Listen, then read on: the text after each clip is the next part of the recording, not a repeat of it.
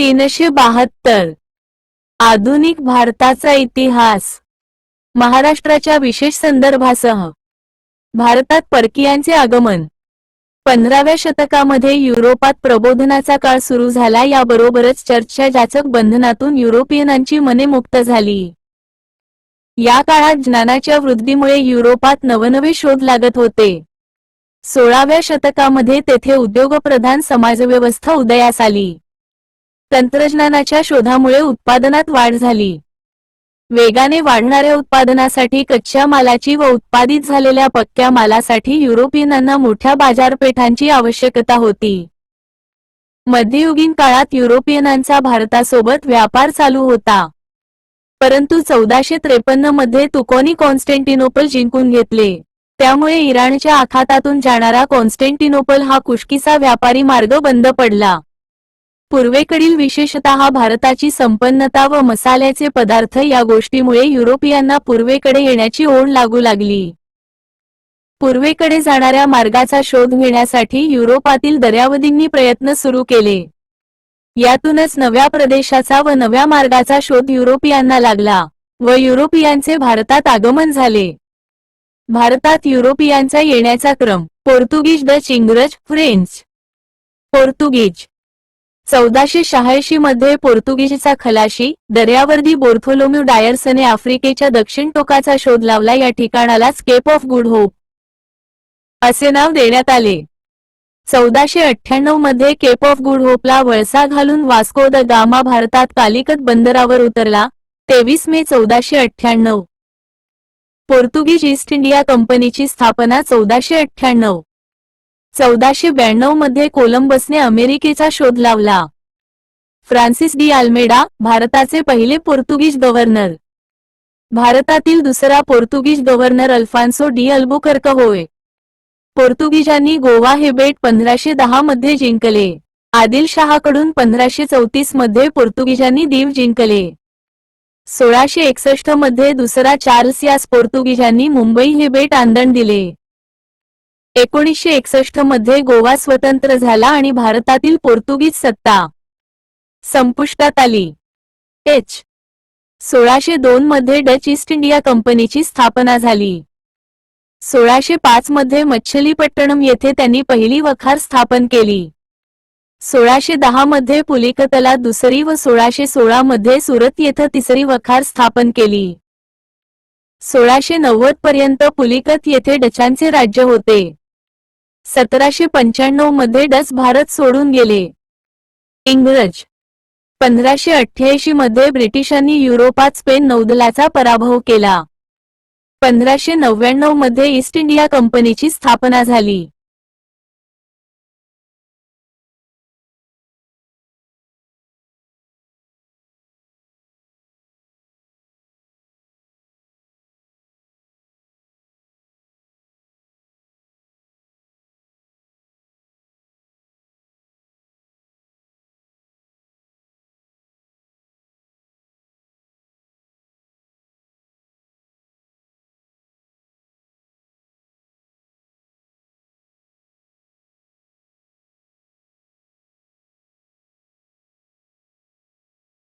बहात्तर 31 डिसेंबर 1600 मध्ये राणी एलिझाबेथने कंपनीला व्यापाराची सनद दिली, म्हणून खऱ्या अर्थाने ही स्थापनेची तारीख समजली जाते।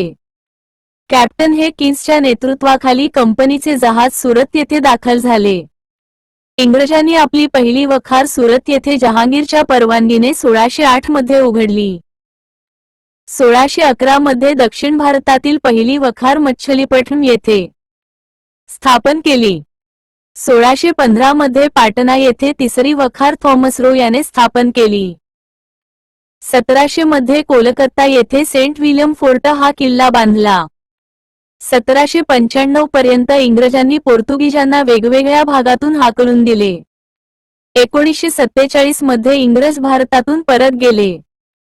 फ्रेंच 1664 मध्ये फ्रेंच ईस्ट इंडिया कंपनीची स्थापना झाली। फ्रेंचांची पहिली वखार 1668 मध्ये सुरतला स्थापन झाली।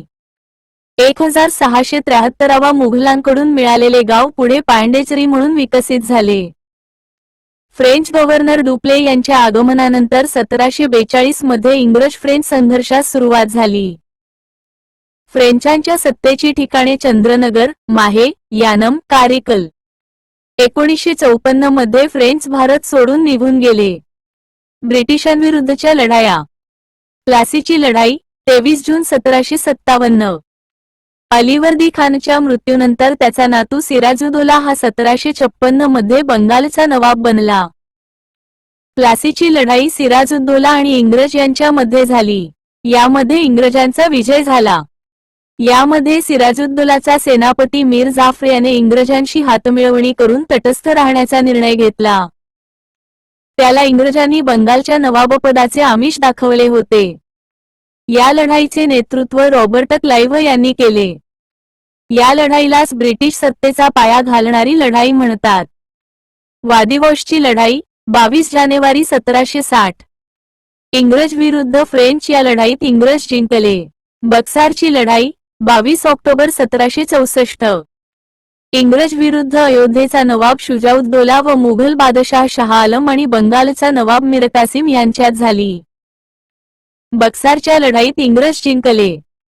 या लढाईनंतर ब्रिटिश सत्तेचा पाया मजबूत झाला. बंगाल प्रांतावर ब्रिटिशांचे वर्चस्व निर्माण झाले. इंग्रजांनी बंगाल, बिहार, ओरिसा, ओडिशा जिंकण्याची जी प्रक्रिया प्लासीच्या लढाईपासून सुरू केली होती ती बक्सारच्या लढाईने पूर्ण झाली. बक्सारची लढाई मेजर मनरो यांच्या नेतृत्वाखाली झाली. दुहेरी राज्यव्यवस्था. दुहेरी राज्यव्यवस्था ही बंगालमध्ये रॉबर्ट क्लाइव्ह याने इ. स. 1765 मध्ये सुरू केली.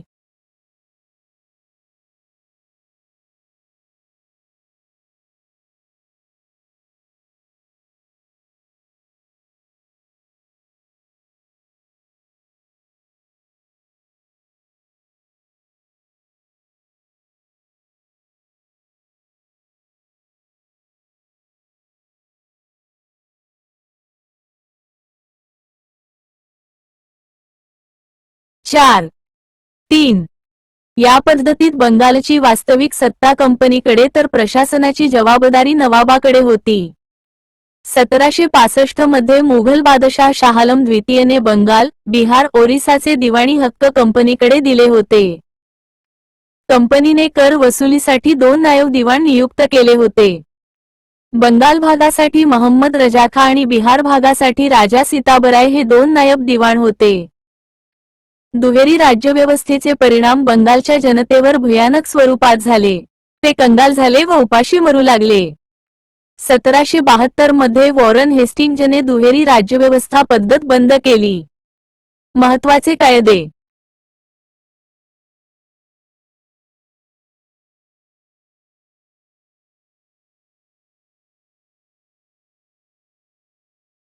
पाच महत्त्वाचे कायदे. Regulating act 1773. कंपनी सरकारवर नियंत्रण ठेवणे हा हेतू. बंगालचा गव्हर्नर हा गव्हर्नर जनरल बनला. सुप्रीम कोर्ट स्थापन करण्यात आले. Pitt's India act 1784. या कायद्यानुसार बोर्ड ऑफ कंट्रोल व बोर्ड ऑफ डायरेक्टर्सची स्थापना करण्यात आली. बोर्ड ऑफ कंट्रोलचे कार्य कंपनीच्या राजनैतिक कार्यावर नियंत्रण ठेवणे असे होते.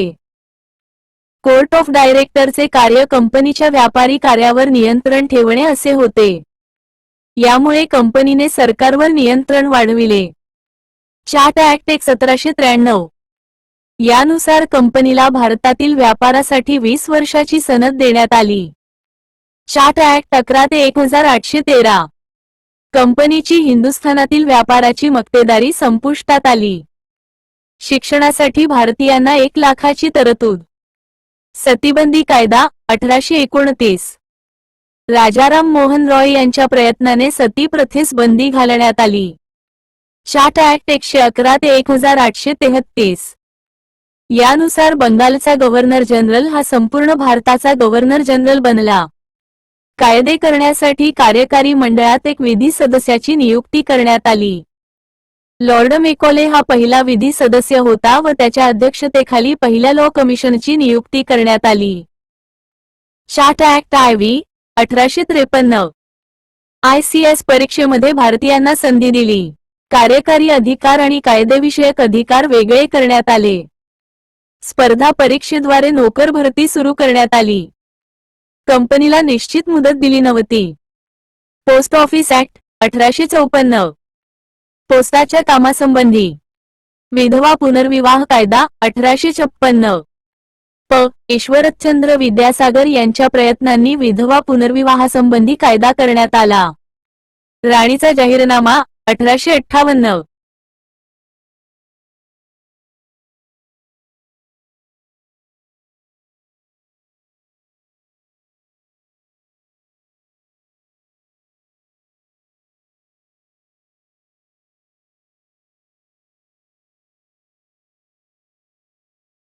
त्यानुसार कंपनीची सत्ता संपुष्टात आली. गव्हर्नर जनरल हा व्हायसरॉय बनला. भारतमंत्री हे नवीन पद निर्माण केले गेले. बोर्ड ऑफ कंट्रोल व बोर्ड ऑफ डायरेक्टर्स समाप्त करण्यात आले. मुघल बादशाह हे पद समाप्त करण्यात आले. दत्तक वारसा मंजूर करण्यात येईल. संस्थाने खालसा करण्याचे धोरण सोडून देण्यात येईल. हिंदी लोकांचे धार्मिक स्वातंत्र्य कायम ठेवण्यात येईल, असे जाहीरनाम्याने जाहीर केले. Indian council act 1861. प्रशासनात विकेंद्रीकरणाचे धोरण स्वीकारण्यात आले. कार्यकारी मंडळास कायदे करण्याचे अधिकार मिळाले. कायदेविषयक बाबींवर विचार करण्यासाठी 4 ते 8 ब्रिटिश व हिंदी सदस्यांची नियुक्ती करण्यात आली. याच कायद्याने पुढे 1862 वा मुंबई, मद्रास व कलकत्ता उच्च न्यायालये स्थापन. Civil marriage act 1872. मुलींचे विवाहाचे वय किमान 14 वर्षे ठरविण्यात आले. यासाठी केशवचंद्र सेन यांनी प्रयत्न केले. Arms act 1878. भारतीयांना शस्त्र बाळगण्यास बंदी करणे. पहिला फॅक्टरी ऍक्ट 1881. कंपनी कामगारांसंबंधीचा कायदा. स्थानिक स्वराज्य संस्थांचा पहिला कायदा 1882. स्थानिक स्वराज्य संस्था संबंधीचा पहिला कायदा. Gilbert bill 1883. युरोपियांच्या विरोधातील खटले भारतीय न्यायाधीशांसमोर चालविण्याची परवानगी देणारे हे बिल होते. लॉर्ड रिपनने हे बिल कायदेमंडळात आणले होते. गिल्बर्ट बिलाचा युरोपियनांनी तीव्र विरोध केल्यामुळे हे बिल बदल करून संमत केले गेले, पण त्यामुळे त्याचा आत्माच हरवला. संमती वयाचा कायदा 1891. मुलीच्या विवाहाचे किमान वय ठरवणे. दुसरा फॅक्टरी ऍक्ट 1891. कारखाने व कामगारांसंबंधीचा कायदा. Indian council act 1892. भारतीयांना सुधारणा देणे. कौन्सिलच्या सदस्यामध्ये 12 ते 16 सदस्यांची वाढ करण्यात आली. सहकार कायदा 1904. सहकारी संस्थांची स्थापना करणे. प्राचीन स्मारक कायदा 1904. प्राचीन वस्तू व स्मारकांचे संरक्षण. विद्यापीठ कायदा 1904. विद्यापीठांवर नियंत्रण ठेवणे. मोर्ले मिंटो कायदा. भारतमंत्री लॉर्ड मोर्लेच्या आदेशाने लॉर्ड मिंटोने व्हायसराय अरुंडेल यांच्या अध्यक्षतेखाली आपल्या कौन्सिलच्या 4 सदस्यांची एक समिती नेमली होती. लॉर्ड मिंटोने या समितीच्या शिफारशी ब्रिटिश पार्लमेंटकडे पाठवल्या. ब्रिटिश पार्लमेंटने भारतीय कायदेमंडळाच्या सुधारणेचा कायदा मे 21,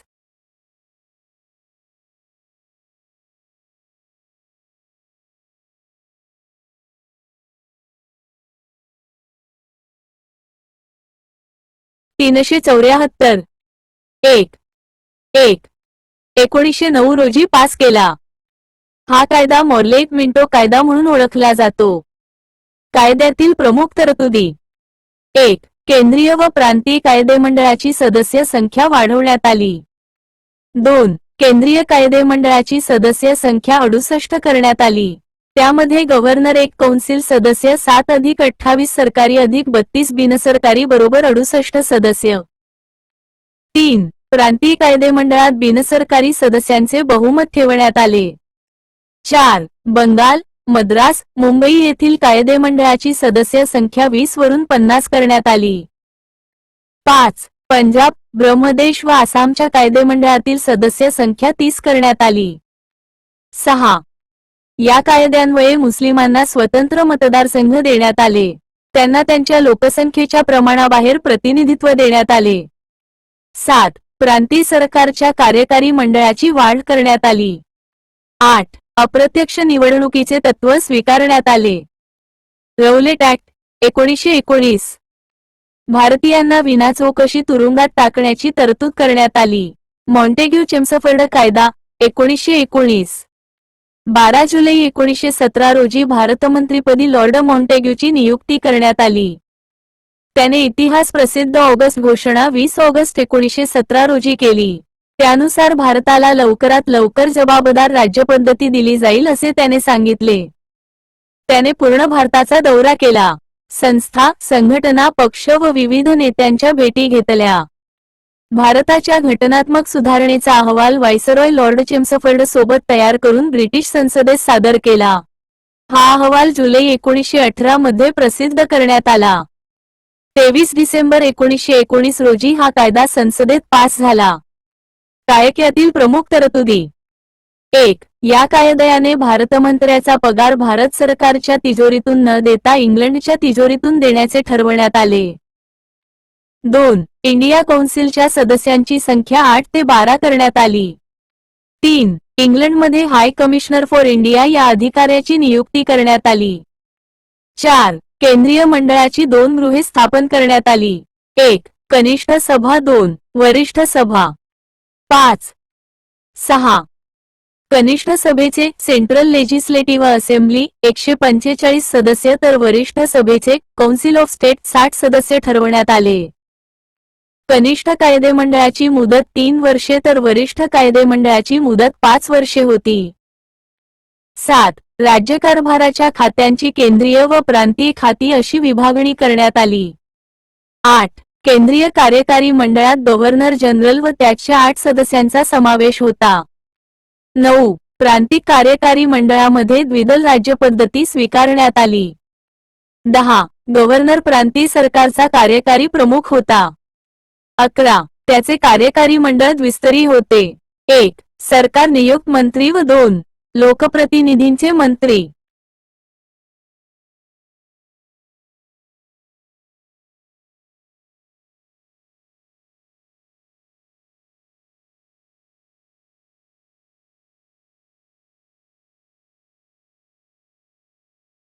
चौऱ्याहत्तर. 12.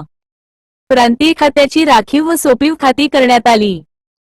13. राखीव खाती महसूल, न्याय, कायदा व सुव्यवस्था, पोलीस इ सरकार नियुक्त मंत्री सांभाळत.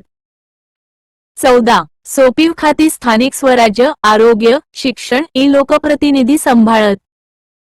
15. या कायद्याने मताचा अधिकार फक्त कर देणाऱ्या व्यक्तींनाच देण्यात आला. उदा. घरपट्टी, जमीन महसूल इ. 16. शीख, युरोपियन्स, अँग्लो इंडियन्स, इंडियन ख्रिश्चनी स्वतंत्र मतदारसंघ देण्यात आले.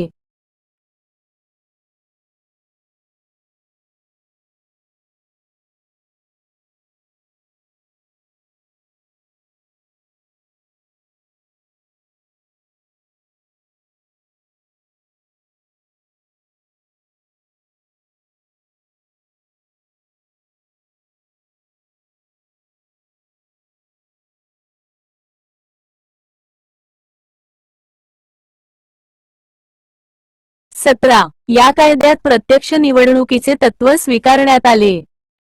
4. शारदा कायदा 1930. मुलींच्या लग्नासंबंधी. भारत प्रशासन कायदा 1935. हा कायदा पास होण्याआधी भारतात व इंग्लंडमध्ये बऱ्याच हालचाली झाल्या.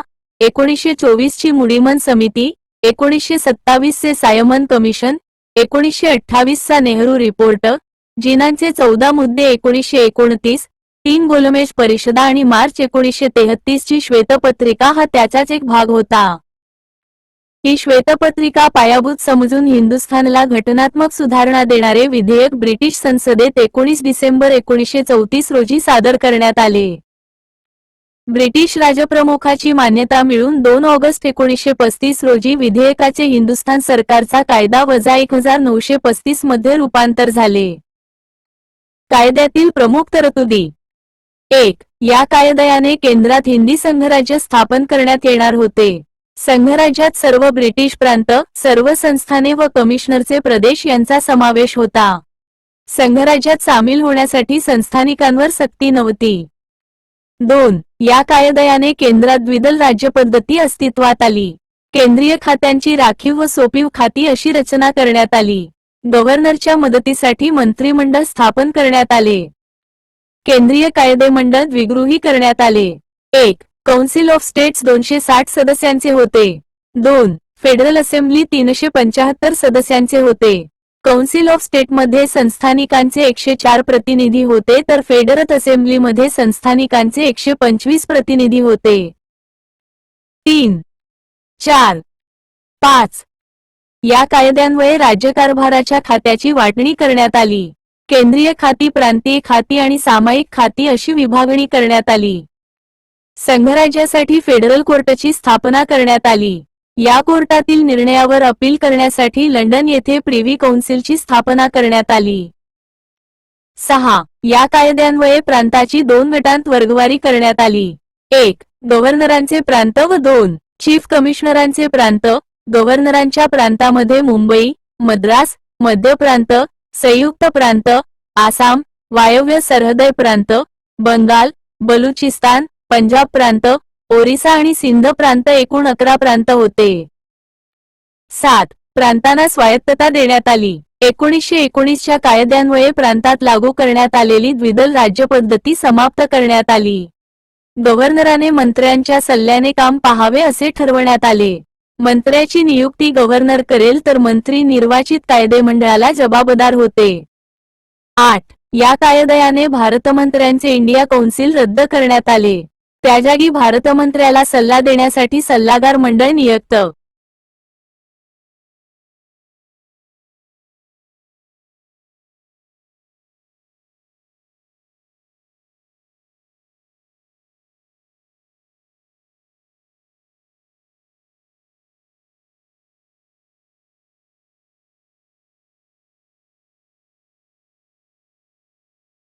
नोबल सेवा संपूर्ण सामाला करण्यात आले. 375. 9, 10 ब्रह्मदेश भारतापासून वेगळा करण्यात आला. या कायद्यानुसार मुस्लिम, शीख, ख्रिश्चन असे धर्मावर आधारित मतदारसंघ तयार केले गेले. स्त्रिया, कामगार यांनाही स्वतंत्र मतदारसंघ देण्यात आले. 4. प. जवाहरलाल नेहरू यांनी या कायद्याला गुलामगिरीची सनद आणि मजबूत ब्रेक असलेली परंतु इंजिन नसलेली कार असे म्हटले. भारतीय स्वातंत्र्याचा कायदा 1947. इंग्लंडच्या राजाचे भारतावरील अधिकार संपुष्टात आले. ब्रिटिश पार्लमेंटचे भारतावरील सर्व अधिकार संपुष्टात आले. गव्हर्नर जनरल आणि प्रांताचे गव्हर्नर यांना कायद्याविषयी काम बघण्याचे अधिकार देण्यात आले. 14 ऑगस्ट 1947 पासून प्रांतिक विधिमंडळ आणि केंद्रीय असेंब्ली हे दोन्ही सभागृह बंद करून संविधान सभाच कायदेमंडळाचे काम पाहिल. 4 जुलै 1947 रोजी लॉर्ड माउंटबॅटन योजनेनुसार भारतीय स्वातंत्र्याचा कायदा पास करण्यात आला. नंतर या कायद्याला मान्यता 18 जुलै 1947 रोजी देण्यात आली. नवीन घटना अस्तित्वात येईपर्यंत 1935च्या भारतीय प्रशासनाच्या कायद्यानुसारच कारभार चालेल अशी तरतूद. हिंदू विवाह कायदा 1955. हिंदूच्या विवाहासंबंधी. हिंदू वारसा कायदा 1956. हिंदूच्या वारसहक्कांसंबंधी. वन्यजीव संरक्षण कायदा 1972. वन्यजीवांच्या संरक्षणासाठी. पर्यावरण संरक्षण कायदा 1986. पर्यावरणाच्या संरक्षणासाठी. ओबल पिल्लू. नवीन फौजदारी प्रक्रिया संहिता 1973 लागू 1974. न्यायदान प्रक्रियेसाठी. जुना ग्राहक संरक्षण कायदा 1986 नवीन कायदा 2019. ग्राहकांच्या हित संरक्षणासंबंधी नवीन कायदा 20 जुलै 2020 पासून अंमलात. माहिती अधिकार कायदा 12 ऑक्टोबर 2005. नागरिकांना माहिती उपलब्ध करणे. अन्न सुरक्षा आणि मानक अधिनियम 2006. महाराष्ट्र लोकसेवा हक्क अधिनियम 28 एप्रिल 2015. GST act 2017. अनेक करांच्या ऐवजी एक वस्तू व सेवा कर लागू करणे. भू सुधारणा. इंग्रजपूर्व काळात ग्रामस्वातंत्र्याची कल्पना होती. पिके ग्रामाच्या अंतर्गत व्यवस्थेस अनुसरून घेतली जात होती. मोघल काळात भूमीचे स्वामित्व कोणाकडेच नव्हते. भूमीशी संबंधित सर्वांचा त्यावर अधिकार होता. नवाबाच्या वतीने पाटील किंवा ग्रामाचा प्रमुख कर वसूल करत असे. इंग्रजांच्या आगमनानंतर मात्र भारतीय कृषी व्यवस्थेत नव्या सुधारणा पद्धती, वहिवाटीतील बदल, अधिकाधिक कराची मागणी ही बदलामुळे कृषी व्यवस्था कोलमडून गेली. इंग्रजांनी जास्तीत जास्त नफा कमविण्यासाठी आयात व निर्यातीवर कर वाढविण्यास नकार दिला.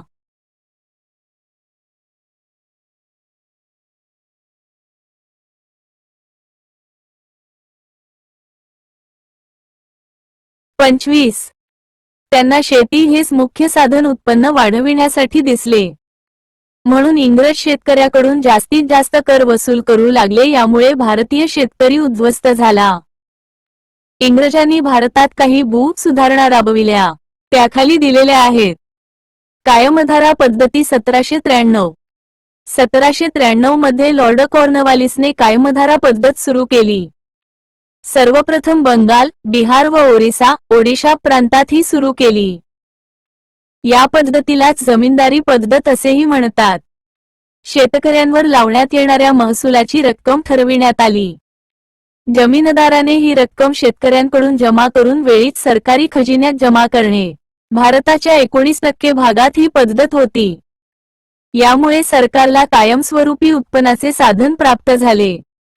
ही योजना सर जॉन शोअर व जेम्स पेंट यांच्या सहकार्याने केली.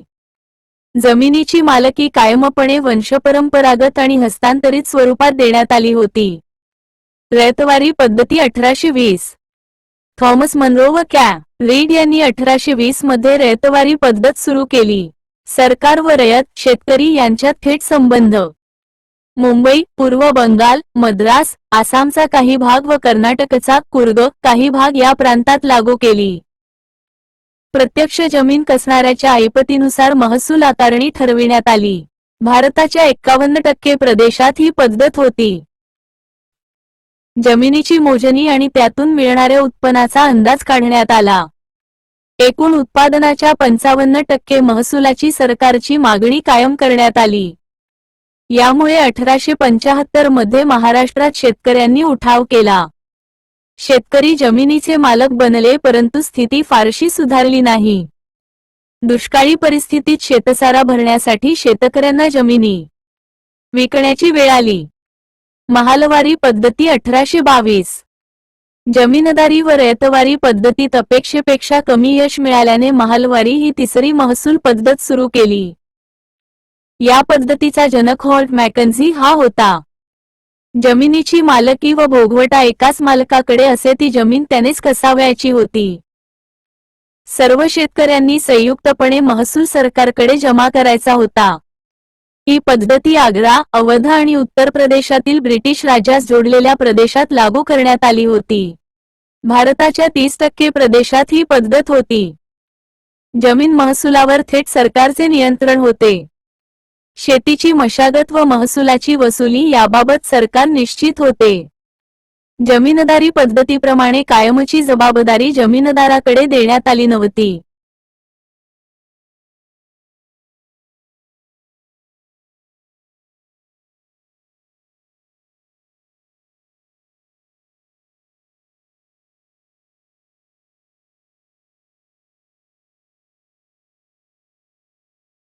नोबल मेगा संपूर्ण सामान्य ज्ञान. दुष्काळ आयोग 376. आयोगाचे नाव, वर्ष, माहिती कशासाठी नेमला. कर्नल स्मिथ आयोग 1860 ते 61. दिल्ली परिसरातील दुष्काळाची चौकशी. सर जॉर्ज कॅम्पबेल आयोग 1866 ते 67. ओरिसातील दुष्काळाबाबत. रिचर्ड स्ट्रॅची आयोग 1878 ते 80. दुष्काळ निवारणासाठी शिफारशी. James loyal commission 1897. दुष्काळ निवारण व सिंचन विकास याबाबत शिफारशी. अँथनी मॅकडोनल आयोग 1900. दुष्काळ निवारणाबाबत. सर जॉन वुडहेड आयोग 1944 ते 45. 1943 च्या बंगालच्या दुष्काळाची चौकशी व शिफारशीबाबत. 1857च्या अगोदरचे उठाव. उठाव. उठावाचा प्रदेश. कालावधी. संन्याशांचा उठाव. बंगाल, बिहार. 1763 ते 1800. चुवारांचा उठाव. बंगाल.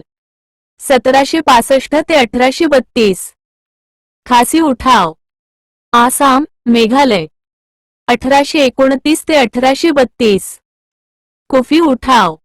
टिपेरा, मणिपूर. 1829 ते 1850.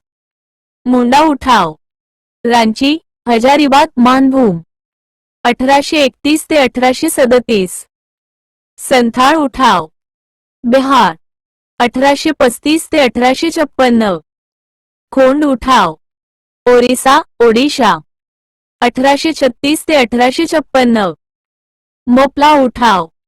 मलबार, केरळ. 1836 ते 1854. नागा उठाव.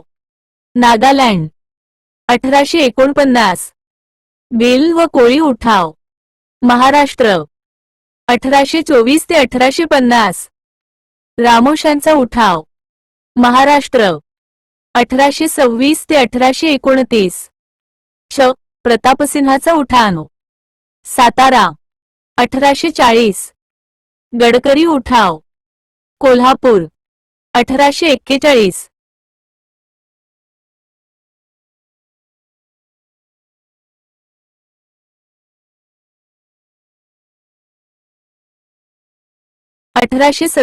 चा उठाव. उठावाची कारणे. नोबल. आर्थिक कारणे. इंग्रजांनी सुरू केलेल्या नव्या महसूल पद्धतीमुळे शेतकऱ्यांची आर्थिक स्थिती खालावली. इंग्रजांच्या व्यापारी धोरणामुळे भारतीय उद्योगधंद्यांतील अनेक कामगार बेरोजगार झाले. त्यांच्या मनात इंग्रजांविरुद्ध भावना बळावली. जी संस्थाने त्यांनी ताब्यात घेतली तेथील सैनिक बेकार झाले. सामाजिक कारणे. समाजातील जुन्या चालीरीती परंपरा यात हस्तक्षेप केला. सतीबंदी कायदा, विधवा विवाहविषयक कायदा असे कायदे केले. यामुळे परकीय राजकीय सरकार आपली जीवन पद्धती बदलत आहे असा लोकांचा समज झाला. राजकीय कारणे. 1757 पासून इंग्रजांनी अनेक भारतीय राज्ये नष्ट केली. 1848 ते 1856 या काळात डलहौसीने अनेक संस्थाने खालसा केली.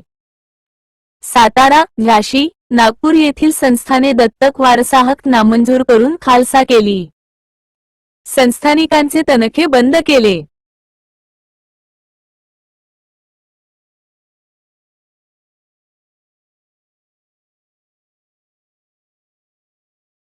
यामुळे लोकांमध्ये तीव्र असंतोष पसरला. हिंदी सैनिकांमधील असंतोष. हिंदी सैनिकांना इंग्रज अधिकारी तुच्छतेने वागवत. सैन्यात सुभेदारापेक्षा उच्च पद त्यांना दिले जात नसे. गोऱ्या सैनिकांपेक्षा यांचा पगार कमी असे. सुरुवातीला दिले जाणारे भत्तेही हळूहळू बंद केले. हिंदू सैनिकांना गंध लावण्यास तर मुस्लिम सैनिकांना दाढी वाढवण्यास नकार. यामुळे हिंदी सैनिकांमध्ये असंतोष निर्माण झाला. तत्कालीन कारणे. इंग्रजांनी 1856 साली हिंदी सैनिकांच्या हाती लांब पल्ल्याच्या एनफील्ड बंदुका दिल्या. त्यात वापरण्यासाठी नवीन काडतुसे दिली. काडतुसांवरील आवरण दाताने तोडावे लागे. त्या काडतुसांना गाई व डुकराची चरबी लावलेली असते अशी बातमी पसरली. त्यामुळे हिंदू मुस्लिमांच्या धार्मिक भावना दुखावल्या आणि सैनिकांमध्ये असंतोष पसरला. उचलणे सुरू. मंगल पांडेने मेजर ह्युसनवर गोळी झाडली. बराकपूर छावणीमध्ये 29 मार्च 1857. मंगल पांडेला फाशी 8 एप्रिल 1857. उठावाची नियोजित तारीख 31 मे 1857. 10 मे 1857 रोजी उठावास सुरुवात. मिरत. 1857च्या उठावाचे प्रमुख केंद्र दिल्ली हे होते. हिंदी सैनिकांचा दिल्लीवर ताबा 11 मे 1857. 1857च्या उठावामध्ये क्रांतिकारकांची घोषणा. चलो दिल्ली. 1857चा उठाव गव्हर्नर जनरल लॉर्ड कॅनिंगच्या काळात घडला. यावेळी दिल्लीचा कमिशनर सायमन फ्रेजर. झाशी व ग्वाल्हेर इंग्रजांनी जिंकले. 20 जून 1858. इंग्रजांनी दिल्ली परत मिळवली 20 सप्टेंबर 1857. बहादूरशाह बादशहा म्हणून घोषित 12 मे 1857. तात्या टोपेंना फाशी, क्षिप्री येथे 18 एप्रिल 1859.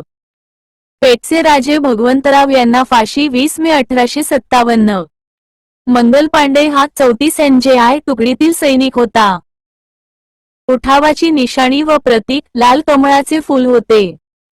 1857 च्या उठावातील मुख्य केंद्र विठूर, कानपूर हे होते.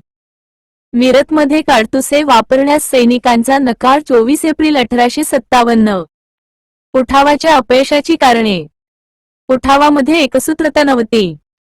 उठावकर्त्यांजवळ पुरेशी शस्त्रास्त्रे नव्हती. नियोजनापूर्वीच उठाव झाला. उठावाचे लोण उत्तर भारतातच पसरले होते. बाकी ठिकाणी शांतता.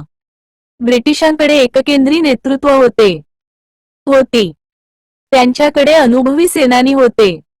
दळणवळणाचा ताबा इंग्रजांच्या हाती होता. उठावाचे परिणाम. राणीच्या जाहीरनाम्यानुसार कंपनीची सत्ता 1858 मध्ये संपुष्टात आली.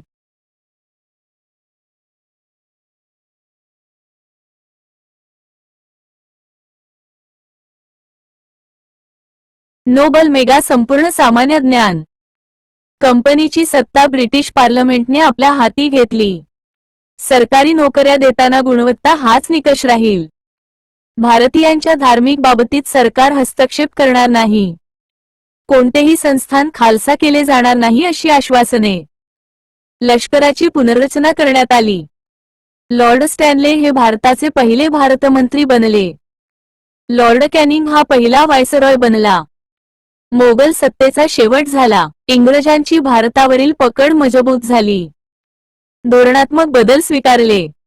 फोडा आणि राज्य करा या नीतीचा वापर करून भारतात साम्राज्य जास्तीत जास्त दृढ करण्यावर त्यांनी भर दिला. उठावाचे केंद्र आणि नेतृत्व. केंद्र. नेतृत्व. इंग्रज सेनानी. दिल्ली. बहादूर शाह, बख्त खान. General Nicholas. कानपूर. नाना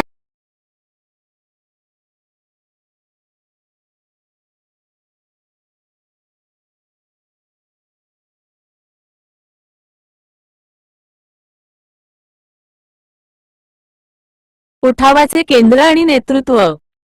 केंद्र. नेतृत्व. इंग्रज सेनानी. Delhi. Bahadur Shah, Bakht Khan. General Nicholas. Kanpur. Nanasaheb, Tatya Tope. Campbell व Havelock. Lucknow. Begum Hazrat Mahal. Henry Lawrence, Campbell. Jhansi. Rani Laxmibai. Sir Hugh गुलाब. Bareilly. Khan Bahadur Khan. Hudson. Allahabad. Liaquat Ali. Colonel Neil. Faizabad. Maulvi Ahmadullah. Renard, Henry Lawrence. Jagdishpur. Kunwar Singh आणि Amarsingh. William teller, Eyre. Khandesh. Kharja Singh. Kolhapur. Chimabhau Saheb. Azimullah Khan. General Renard. ई. Fatehpur. Rango Bapuji. 18. Major general Woodburn.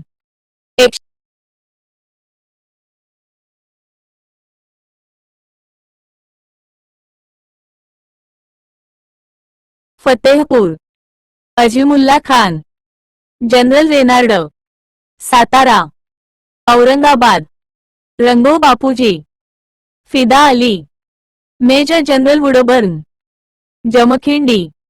Appasaheb Patwardhan. Nargund. Babasaheb Bhave.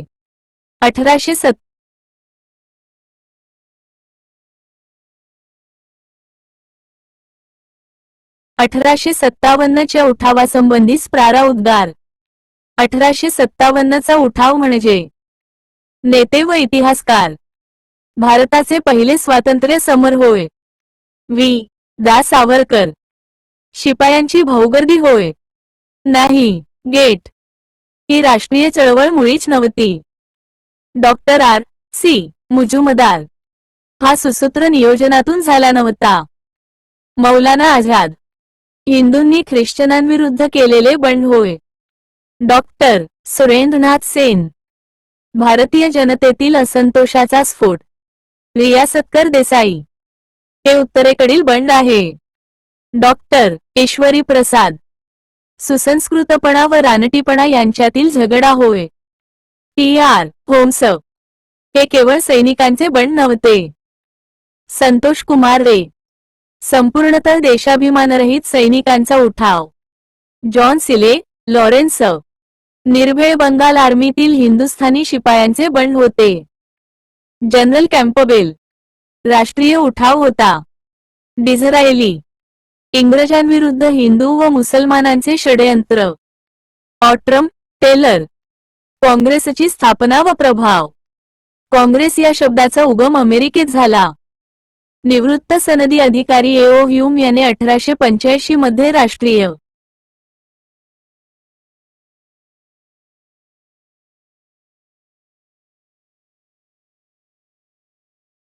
377 Nobel publications सभेची अर्थात राष्ट्रीय काँग्रेसची स्थापना केली.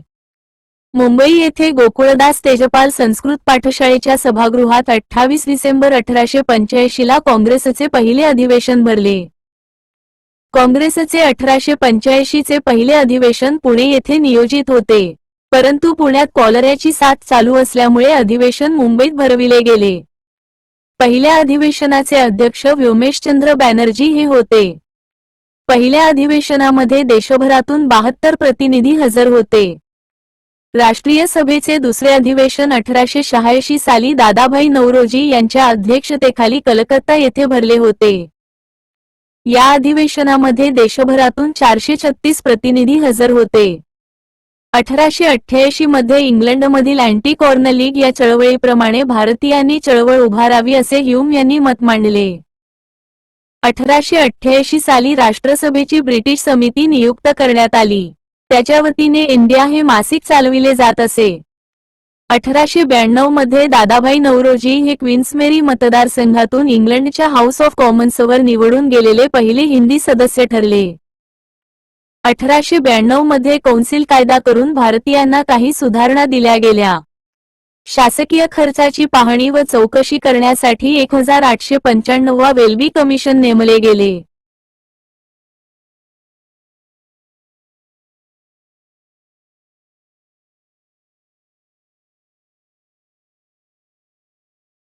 राष्ट्रीय सभेची काँग्रेसची सर्व अधिवेशने. या ठिकाण. अध्यक्ष. अधिवेशन विशेष 1885 1886 कलकत्ता. मुंबई. व्योमेशचंद्र बॅनर्जी. काँग्रेसचे पहिले अधिवेशन 1887.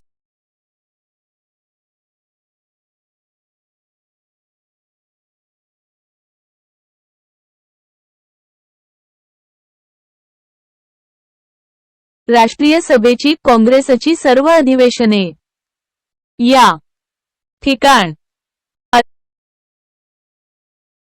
राष्ट्रीय सभेची काँग्रेसची सर्व अधिवेशने. या ठिकाण.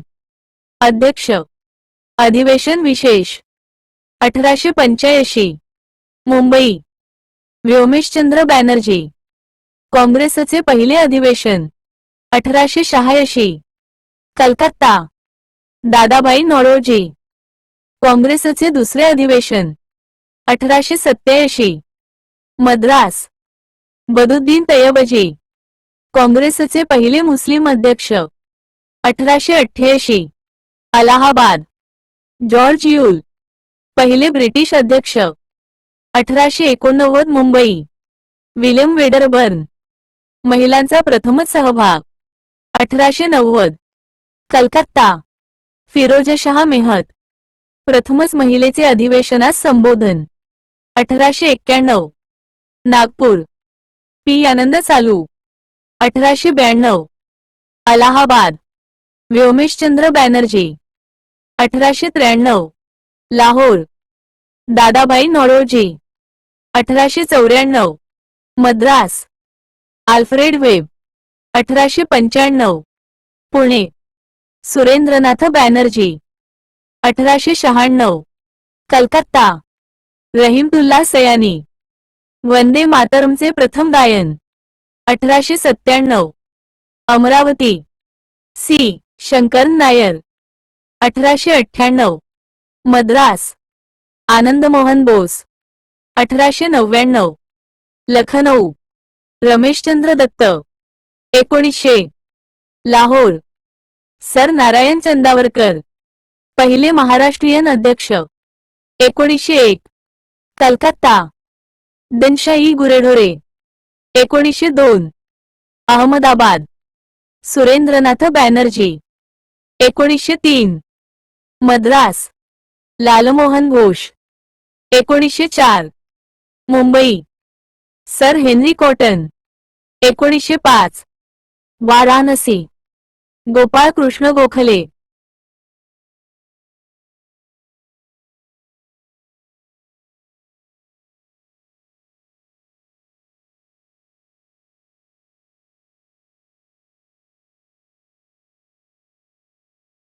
नोबल मेगा संपूर्ण सामान्य ज्ञान 378 1906 कलकत्ता दादाभाई नौरोजी स्वराज्याचा ठराव मांडला गेला 1907 सुरत रासबिहारी घोष काँग्रेसमध्ये फूट पडली 1908 मद्रास रासबिहारी घोष 1909 लाहोर पंडित मदन मोहन मालवीय रौप्य महोत्सवी वर्ष 25 वर्ष पूर्ण 1910 अलाहाबाद विल्यम वेडरबर्न 1911 कलकत्ता पंडित बिशन नारायणधर जन गण मनचे प्रथम गायन 1912 Bankipur R N Mudholkar 1913 Karachi Nawab Syed Mohammed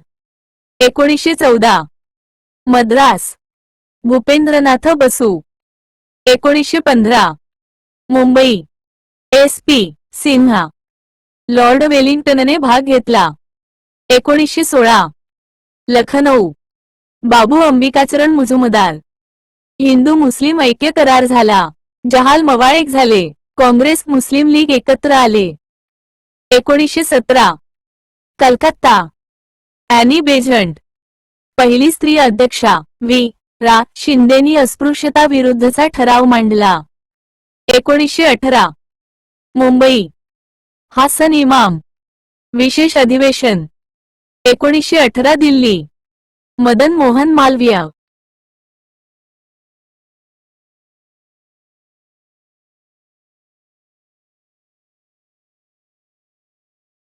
1918 Delhi Madan Mohan Malaviya 1919 Amritsar Motilal Nehru 1920 Nagpur C V Raghavachariar काँग्रेसच्या घटनेत बदल 1920 कलकत्ता लाला लजपतराय विशेष अधिवेशन 1921 अहमदाबाद चित्तरंजन दास दास तुरुंगात होते म्हणून हकीम अजमल खान प्रभारी अध्यक्ष 1922 गेला चित्तरंजन दास 1923 काकीनाडा मौलाना मोहम्मद अली नोबल 1923 दिल्ली अबुल कलाम आझाद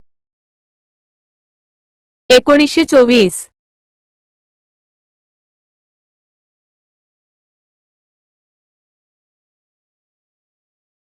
1918 दिल्ली मदन मोहन मालवीय 1919 अमृतसर मोतीलाल नेहरू 1920 नागपूर सी व्ही राघवाचार्यार काँग्रेसच्या घटनेत बदल 1920 कलकत्ता लाला लजपतराय विशेष अधिवेशन 1921 अहमदाबाद चित्तरंजन दास दास तुरुंगात होते म्हणून हकीम अजमल खान प्रभारी अध्यक्ष 1922 गेला चित्तरंजन दास 1923 काकीनाडा मौलाना मोहम्मद अली नोबल 1923 दिल्ली अबुल कलाम आझाद सर्वात तरुण अध्यक्ष विशेष अधिवेशन 1924 बेळगाव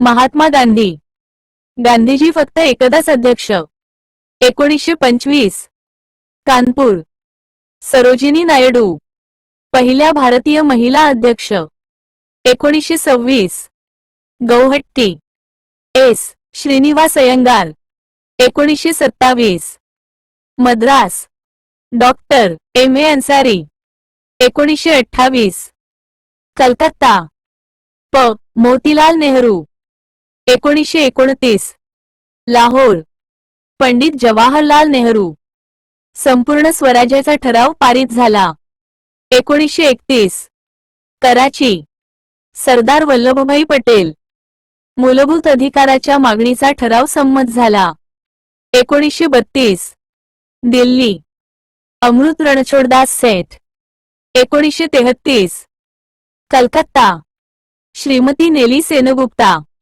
1934 मुंबई डॉक्टर राजेंद्र प्रसाद 1936 लखनऊ पंडित जवाहरलाल नेहरू सुवर्ण महोत्सवी वर्ष 50 वर्षे पूर्ण 1936 फैजपूर जळगाव पंडित जवाहरलाल नेहरू ग्रामीण भागातील पहिले अधिवेशन 27 व 28 डिसेंबरला 1938 हरपुरा सुभाषचंद्र बोस राष्ट्रीय नियोजन समितीची नेहरूच्या अध्यक्षतेखाली स्थापना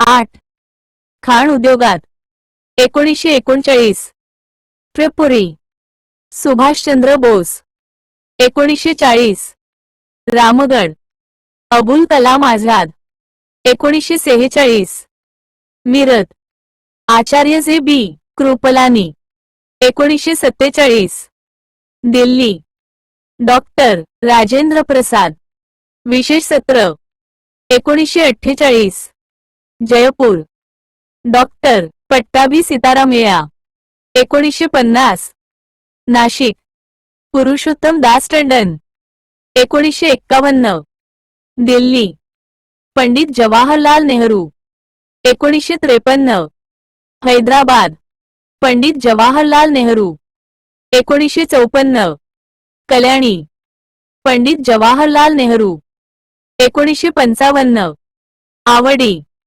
UN हेबर समाजवादी समाजरचनेचा ठराव संमत 1956 अमृतसर UN हेबर 1957 गौहट्टी UN हेबर 1959 नागपूर इंदिरा गांधी 1960 बंगलोर नीलम संजीव रेड्डी 1961 गांधीनगर नीलम संजीव रेड्डी 1962 भुवनेश्वर डी संजीवय्या 1963 पाटणा डी संजीवय्या 1964 भुवनेश्वर च्या कामराज 1965 दुर्गापूर च्या कामराज 1968 बंगलोर ए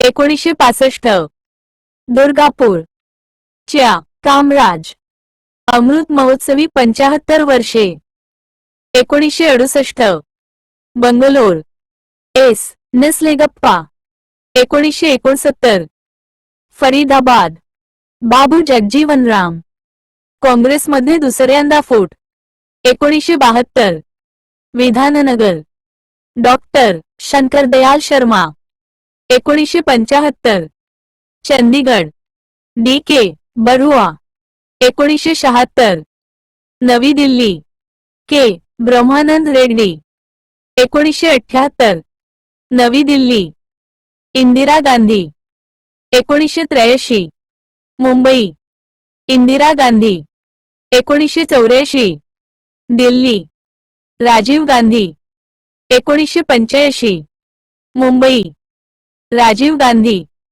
शतक महोत्सवी वर्ष 1992 तिरुपती पी.व्ही. नरसिंहराव 1993 सूरजकुंड पी.व्ही. नरसिंहराव 1997 कलकत्ता सीताराम केसरी 1998 दिल्ली सोनिया गांधी पहिल्यांदा अध्यक्ष 2001 बंगलोर सोनिया गांधी 2003 सिमला सोनिया गांधी 2004 नवी दिल्ली सोनिया गांधी 2006 हैदराबाद सोनिया गांधी 2010 कचरा सोनिया गांधी काँग्रेसचे 82वे अधिवेशन काँग्रेसच्या स्थापनेला 125 वर्षे पूर्ण 83वे अधिवेशन दिल्ली 2018 दिल्ली राहुल गांधी 84वे सत्र 2023 रायपूर मल्लिकार्जुन खरगे 85वे सत्र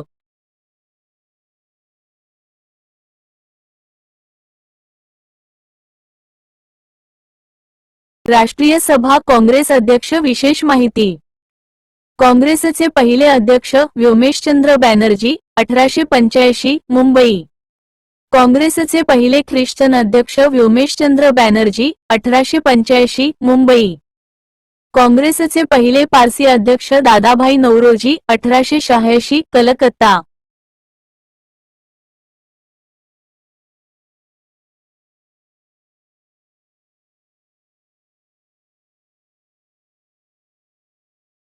उत्तर अँडी किंवा माझ्यासाठी काँग्रेसचे दुसरे अध्यक्ष दादाभाई नौरोजी 1886 कलकत्ता काँग्रेसचे पहिले मुस्लिम अध्यक्ष बदुद्दीन तय्यबजी 1887 मद्रास काँग्रेसचे तिसरे अध्यक्ष बदरुद्दीन तय्यबजी 1887 मद्रास काँग्रेसचे पहिले युरोपियन अध्यक्ष जॉर्ज यूल 1888 अलाहाबाद काँग्रेसचे दुसरे युरोपियन अध्यक्ष विल्यम वेडरबर्न 1889 मुंबई काँग्रेसचे पहिले हिंदू अध्यक्ष पी आनंद चालू 1891 नागपूर काँग्रेसचे पहिले महाराष्ट्रीयन अध्यक्ष सर नारायण गणेश चंदावरकर 1900 लाहोर काँग्रेसच्या पहिल्या महिला अध्यक्ष ॲनी बेझंट 1917 कलकत्ता काँग्रेसच्या दुसऱ्या महिला अध्यक्षा सरोजिनी नायडू 1925 कानपूर काँग्रेसच्या तिसऱ्या महिला अध्यक्षा नेली सेनगुप्ता 1933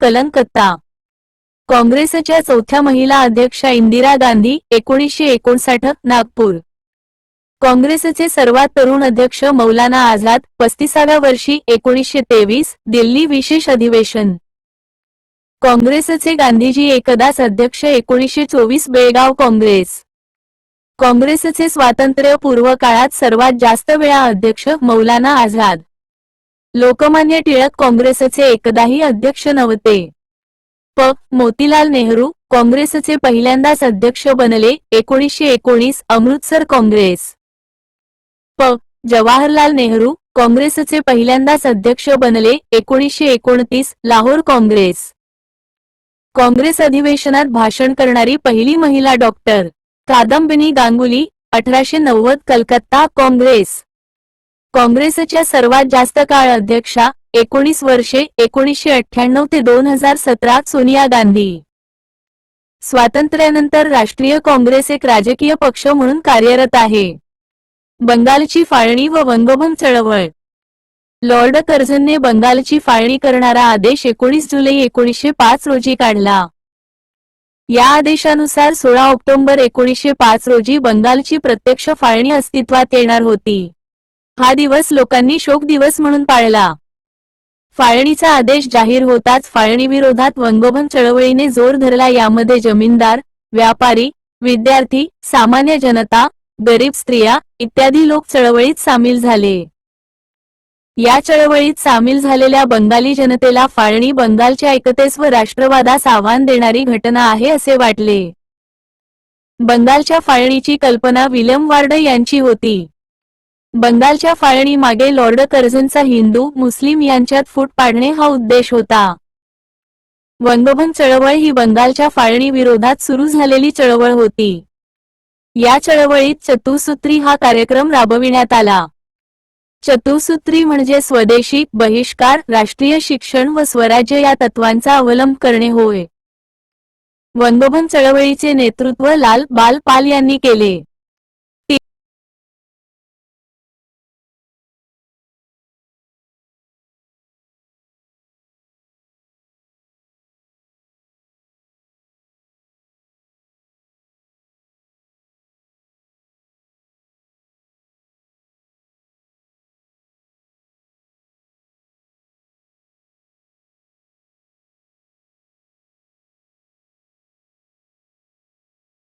दोन 2006 हैदराबाद.